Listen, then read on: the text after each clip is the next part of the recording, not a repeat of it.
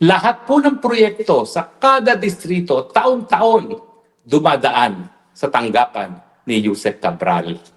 Ngayon, kapag pinag-uusapan ay ghost project, alam ni Yusek Cabral kung sino ang nag-request ng mga maanumalyang flood control projects. Dati-dati po kasi lahat ng proyekto dapat dumadaan sa Regional Development Council na pinamumunuan ni Governor Dodo Mandanas. Binaliwala na po yan mula nang naging presidente, ating bangag ng presidente. Baliwala na po yan. Ngayon, ang budget proposals po, lahat ng gagaling nga sa mga politiko na baliwala na po ang mga Regional Development Council. So kung tutuusin, baliwala na rin po ang NEDA. Kasi dapat dumadaan sa NEDA lahat ng proyekto at doon tinitignan kung meron pang pangangailangan talaga yung proyekto. Lahat po yan, nabaliwala. Lahat po ngayon dumadaan sa mga politiko. So Yusek Cabral, ngayon siya'y pumanaw, dala-dala niya ang listahan kung sino ang mga nag-request ng mga manumalyang flood control projects. Kasi po, ang mangyayari dyan, magtuturuan yan. Sasabihin ng congressman, hindi ako yan. Senatong yan. Sasabihin ng senatong, hindi ako yan. Kongresista yan. O di naman kaya, yung senatong at yung congressman, hindi ako yan. Malacanang yan. Yan po talaga ngayon ang dapat nating isipin. Hindi lang alam ni Yusek Cabral kung sino ang congressman at senatong na naging proponent ng isang flood control project, alam din niya ang mga proyekto na hiningi ni Marcos Jr. galing sa Malacanang. Pagtugma-tugmain natin ang mga pangyayari. Hindi ba sinabi ni Zaldico na ang Marcos Bangag ay sinabihan siya na mag-insert ng 100 billion last minute? At nagsulat nga si Zaldico na hindi po pwede yan. Kasi saan mo kukunin yung 100 billion kung hindi mo babawasan yung ibang mga proyekto? Diyan daw nagsimulang nagalit ang Marcos Jr. kay Zaldico. Alam ngayon ni Yusek Cabral kung ano yung mga proyekto totaling 100 billion na isiningit ni Marcos Jr. Wala na pong ibang nakakaalam dyan kung hindi si Yusek Cabral lang. Diretso po yan from Malacanang to Yusek Cabral. Ito pa po ang talagang nakakagalit. Alam nyo ba na itong 2026 budget hindi pa nalalagdaan, nagpasok na naman ang Marcos Jr. ng 100 billion insertion.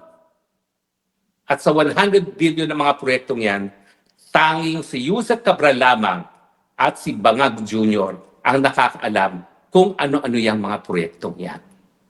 Bakit ba ho importante na malaman ni Yusek Cabral kung sino talaga ang proponent? Diyan po kasi nag-aaway-away ang senatong, ang congressman, ang congressman at ang Malacanang. Siyempre, mag-aaway-away sila dahil sasabihin nila, proyekto ko to. At kung sino ang pwedeng mag-angkin ng proyekto, sa kanila pupunta yung tongpats. Ganun po yun. Ang pinag-aawayan, pera. Bali, wala na po ang kredito. In fairness, kakaunti na lang yung EPAL na this is a project of Congressman so-and-so. Ang importante ngayon, kwarta-kwarta lang. Kaya, yung 100 billion ni Bangag na ipinasok na naman niya sa 2026 budget, wala na pong nakakaalam kung ano yung mga proyektong yan, kung hindi si Yusek Cabral lamang at ang Marcos Jr. Siguro, mag-aaway-away ngayon sila. Dahil wala na si Yusek Cabral at hindi naman siguro ipapasabi ni Marcos Bangag Jr. na sa kanya yung proyekto, mag-aaway-away sila para sa SOP. Ang mangyari dyan, yung mga kontratista nila maglalabanan at harinawa, sana makakuha ng pinakamababang presyo ang taong bayan na magbabayad ng proyekto. Dahil lamang hindi alam kung sino pupunta, kanino pupunta ang SOP, ngayong wala na si Yusek Cabral. So mga kaibigan, isipin nyo yan. Kung si Yusek Cabral lang ang may alam, bukod kay Marcos Jr., kung ano-ano yung 100 bilyong mga proyekto na ipinasok nila noong 2025 at yung 100 billion na ipinasok na naman ng 2026, sino kaya ang gustong magpatahimik kay Yusek Cabral? Wala akong sinasabi. Hindi ko pinagbibintangan si Bangag Jr. Bahala na kayong magkaroon ng sarili niyong konklusyon. Pero alam ko naman, matatalino kayo kung may itinatago at kung yung tinatago, mabubuking ni Yusek Cabral kapag siya'y napilitang magsalita, alam nyo na kung sino ang gustong magpatahimik kay Yusek Cabral. Nagagalit po ako kasi alam nyo, si Yusek Cabral, sunod lang naman yan. Hindi kinakailangang saktan. Siya, alam naman niya na kung ikaw ay makapangyarihan, kung ikaw ay presidente, susunod lang naman siya. Bakit kinakailangan pang saktan? Bakit kinakailangan pang patayin? Pero wala po akong sinasabi, wala akong pinagbibitangan.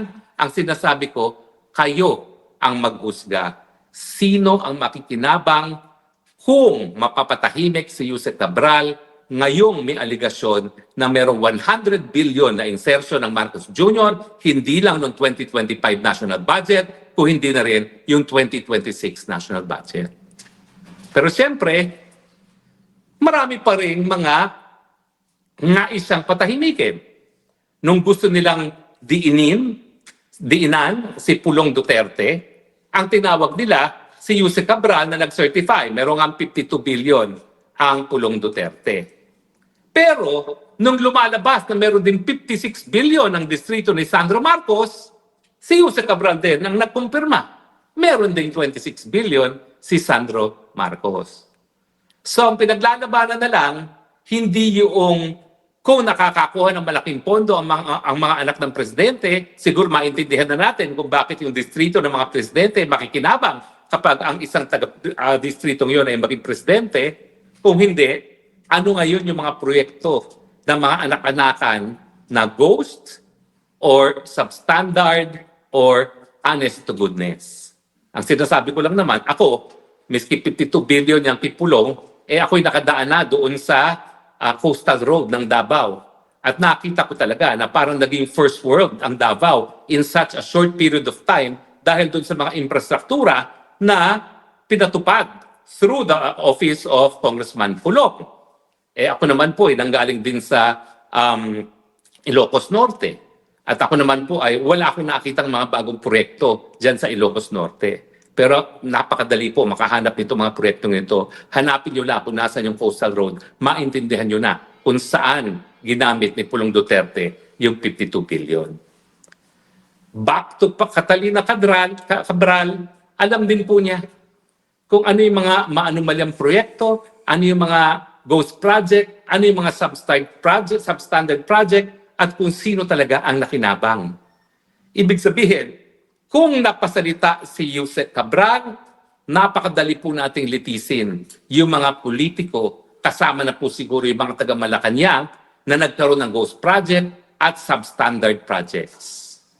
Ngayon po, bagamat sabi ni Marcos Jr., hahabulin niya itong mga kurakot nito, mahihirapan na po tayong sila ay mapatunayan nagkakasala dahil wala na yung tao, kaisa-isahang tao na nakakaalam kung sino ang mga nasa likod ng mga infrastructure projects na pinapatupad ng DPWH. Well, siguro po, sapat na yan na ako'y pinag-iisip ko kayo kung sino makikinabang doon sa pagpanaw ni Yusek Cabral. Siguro naman, kayo'y kumbinsado na hindi rin tumadon si Yusek Cabral. Bakit? Kasi nagkaroon siya ng interview bilang isang distinguished female engineer nang sinasabi niya, meron talaga siyang fear of heights, phobia. Ang tao ba na merong fear of heights ay talagang sisinghot ng malinis na hangin ng tabing bangil? O yan ba ay itinapon na lang sa bangil? Baka naman wala ng buhay nang tinapon na sa bangil. Ang sa akin, kababaeng tao ni Cabral, balidosa pa nga, ibig sabihin, hindi naman niyang karatista, hindi naman niyang gaya ni Sara Duterte na talagang mambubugbog. Nakikita mo, balidosang balidosa, babaeng babae, mahinhin. Bakit ganun pa ang ginawang katapusan sa buhay ni Yusek Cabral? Ganong tahimik naman yung tao. So far, wala naman siyang dinadawit. At kung kakilala ko si Yusek Cabral, baka magpakulong na lang yan kesa kumanta pa. Dahil alam niya na kapag siya'y kumanta, baka siya mapatay. Ang masakit, mukhang namatay siya dahil merong ang gusto magpatahimik sa kanya.